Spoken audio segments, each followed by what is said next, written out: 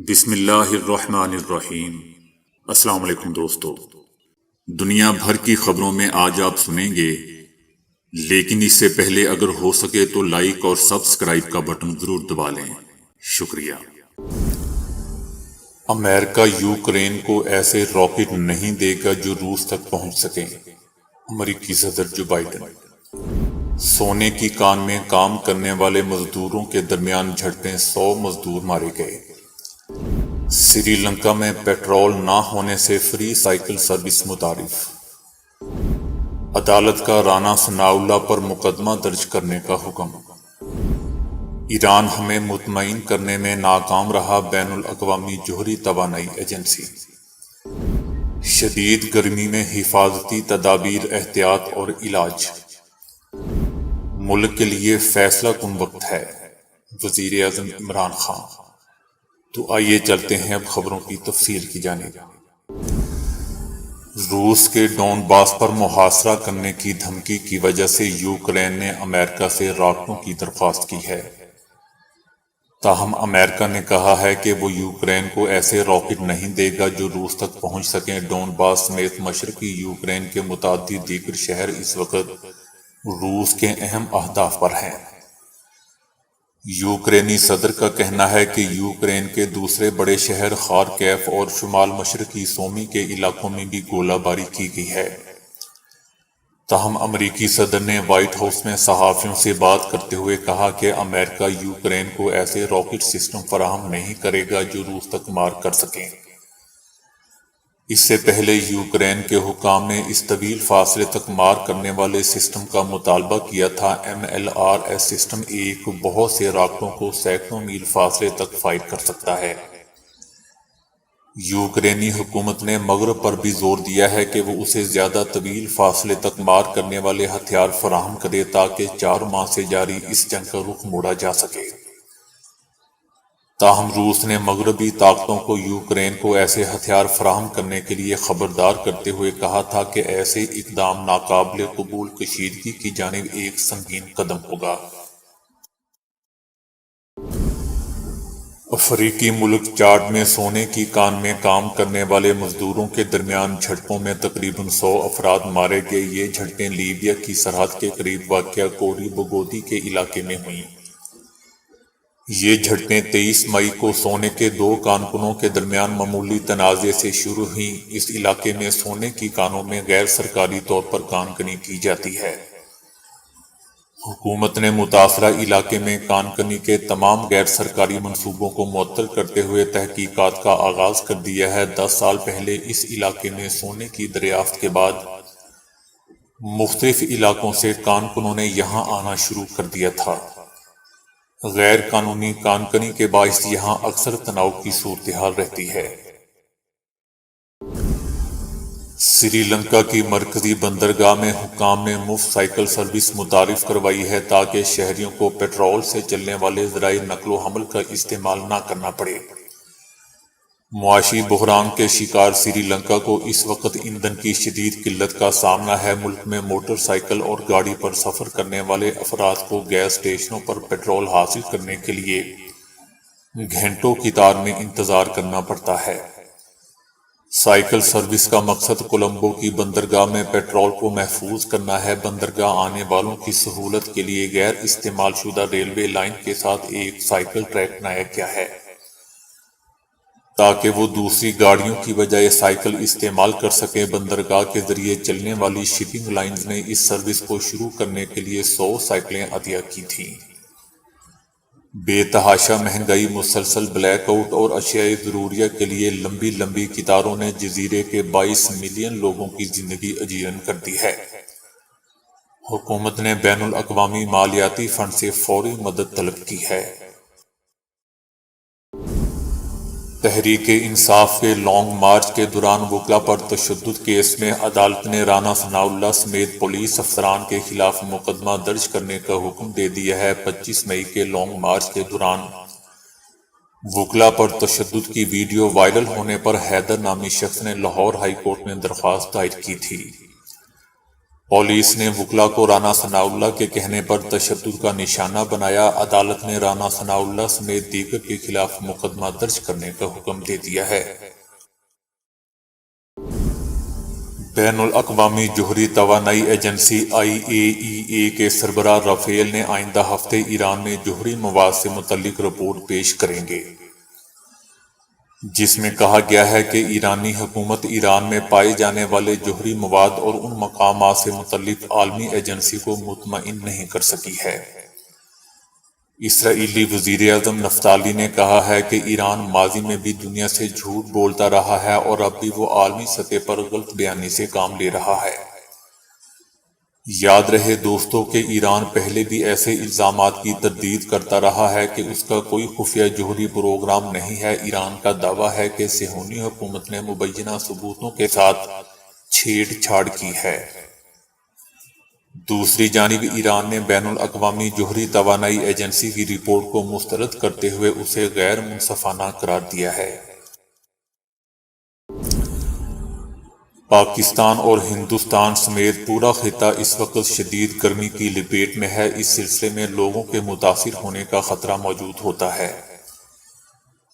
گرمی یا لو مرکزی اعصابی نظام یعنی سینٹرل نروس سسٹم پر حملہ کرتی ہے۔ یہ مہلک بھی ہو سکتی ہے۔ جسم کا درجہ حرارت اچانک 104، 105 اور دیگر صورتوں میں 106 تک بھی جا پہنچتا ہے۔ بدن کے یک لخت درجہ حرارت میں 10 سے 15 منٹ کے اندر اضافہ ہو جاتا ہے۔ اس کیفیت کو طب کی زبان میں ہائپر تھرمیا کہتے ہیں۔ ہائپر تھرمیا گرمی میں سخت ورزش کرنے والے کھلاڑیوں یا مزدوروں کو بھی لاحق ہو سکتا ہے۔ مرد، بچے اور خواتین کسی کام سے باہر نکلیں اور گرمی کے شکار ہو گئے ایسے بھی ہو سکتا ہے۔ حالانکہ انہوں نے غیر معمولی مشقت اور پسینہ بہانے والا کوئی کام نہیں کیا، ایسے لوگ بھی اس کا شکار ہو سکتے ہیں اور یہ کیفیت جان لیوا ہو سکتی ہے۔ 2017 میں امریکہ میں گرمی کی اسی طرح کی لہر کے ہاتھوں 40 سے 50 بچے لقمہ اجل بن گئے تھے۔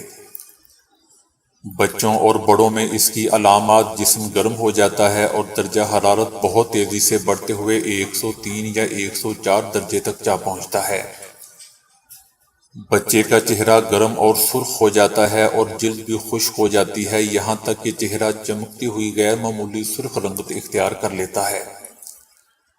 نبض تیز ہو جاتی ہے، بچہ ہاتھ پیر چھوڑ دیتا ہے اور ڈھیلا پڑ جاتا ہے۔ عین یہی کیفیت بڑوں میں بھی ہو سکتی ہے۔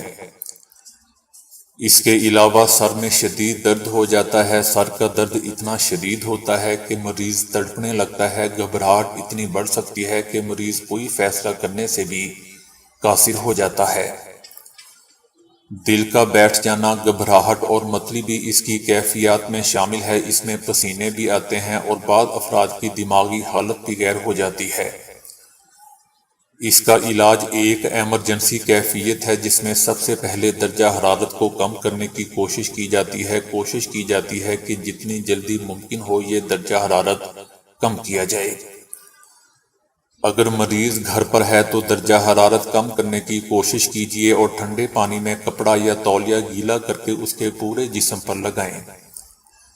اس دوران کپڑوں کو بھی گیلا کر دیں۔ کوشش کیجیے کہ پہنا ہوا لباس 15 سے 20 منٹ تک کے لیے گیلا رہے۔ اس طرح پسینہ بہنے کا عمل کم ہو جاتا ہے اور جسم بھی سرد ہونے لگتا ہے۔ سرد پانی میں تولیہ ڈبو کر بغلوں، پیٹ کے اوپر اور نیچے رگڑیں یا ٹھنڈے کپڑے کے ٹکڑوں کو وہیں رہنے دیجیے۔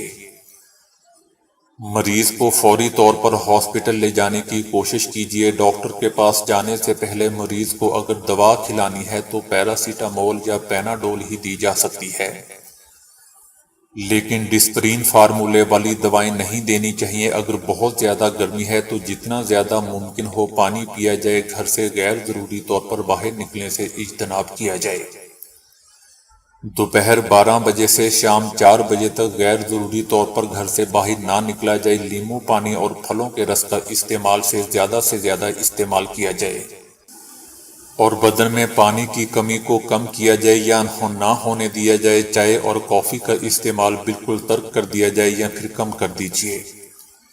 براہ راست دھوپ کے سامنے جانے سے گریز کیا جائے، گھر سے باہر نکلتے ہوئے چھتری کے سائے کو استعمال کیجیے یا گیلا کپڑا سر پر لپیٹ لیجیے، سخت جسمانی مشقت سے گریز کیا جائے، ہلکے پھلکے اور ہلکی رنگت والے کپڑے پہنیں اور دھوپ سے بچاؤ والی ٹوپی یا کیپ کا استعمال کیجیے۔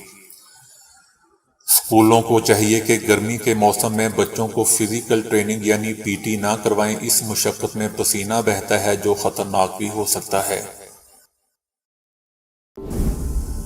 وزیر اعظم عمران خان نے کہا ہے کہ ملک کے لیے فیصلہ کن وقت ہے اور انصاف کی جنگ ہے، اس جدوجہد کو سیاست نہیں جہاد سمجھیں۔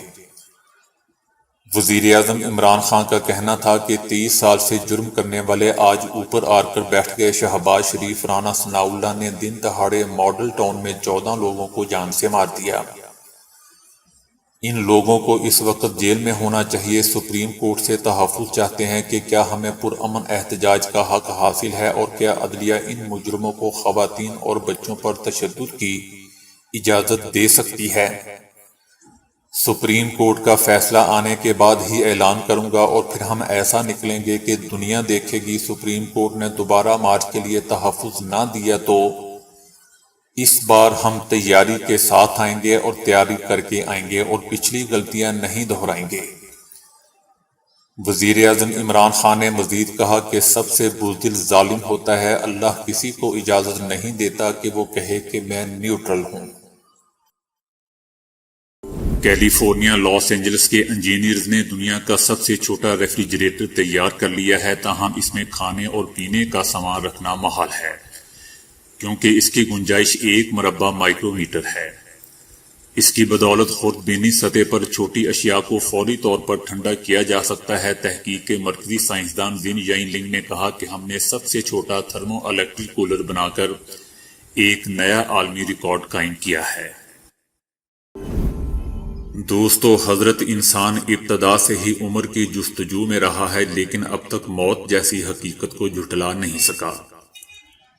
اب حضرت انسان نے اپنی اس خواہش میں ایسا کام شروع کر دیا ہے کہ سن کر بہت سوں کی حیرت گم ہو جائے۔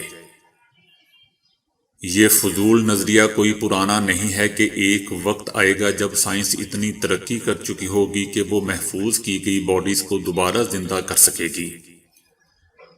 چنانچہ اسی فضول نظریے کے سچ ہونے کی آس میں کچھ لوگوں نے اپنی باڈیز محفوظ کروانی شروع کر رکھی ہیں۔ ان لوگوں میں بیس بال کے کھلاڑیوں سے لے کر ڈیجیٹل کرنسی بٹ کوائنز کے ڈیولپر تک شامل ہیں، جنہوں نے اپنی باڈیز کو مائع نائٹروجن میں محفوظ کرنے کے لیے خود کو پیش کیا ہے۔ ان لوگوں کی سوچ ہے کہ ہزاروں سال بعد صحیح مگر کبھی وقت آئے گا کہ سائنس انہیں دوبارہ زندہ کر دے گی اور پھر وہ لافانی ہو جائیں گے۔ اس پروسیس کو کرائیونکس کہا جاتا ہے، جس میں جسم منفی 196 ڈگری سینٹی گریڈ تک کے درجہ حرارت میں رکھا جاتا ہے تاکہ اس کے پٹھے، بافتیں اور خلیے وغیرہ محفوظ رہیں اور وقت کے ساتھ ساتھ گل سڑ نہ جائیں۔ برطانیہ کے کرائیونکس ریسرچ نیٹ ورک کے ساتھ کام کرنے والے ایک پروفیسر میگا لیز کا کہنا ہے کہ آج ہم جس جسم کو محفوظ کریں گے اور اگر انہیں آج سے 1000 سال بعد بھی دوبارہ زندہ کیا جا سکا تو یہ ایک بہت بڑی کامیابی ہوگی۔ پروفیسر کا کہنا تھا کہ مائع نائٹروجن میں جسم ہزاروں سال تک صحیح سلامت رہ سکتا ہے۔ ان کا کہنا تھا کہ جب کسی باڈی کو کرائیو پریزرو کیا جاتا ہے تو اس پر وقت کا کوئی اثر نہیں ہوتا، گویا جب 1000 سال بعد اس کو دوبارہ زندہ کیا جائے گا تو وہ اسی حالت اور عمر میں ہوگی جس حالت اور عمر میں اسے آج کرائیو پریزرو کیا جائے گا۔ تو دوستو، ابھی کے لیے اتنا ہی۔ ویڈیو کو لائک اور شیئر کرنے کا بہت بہت شکریہ۔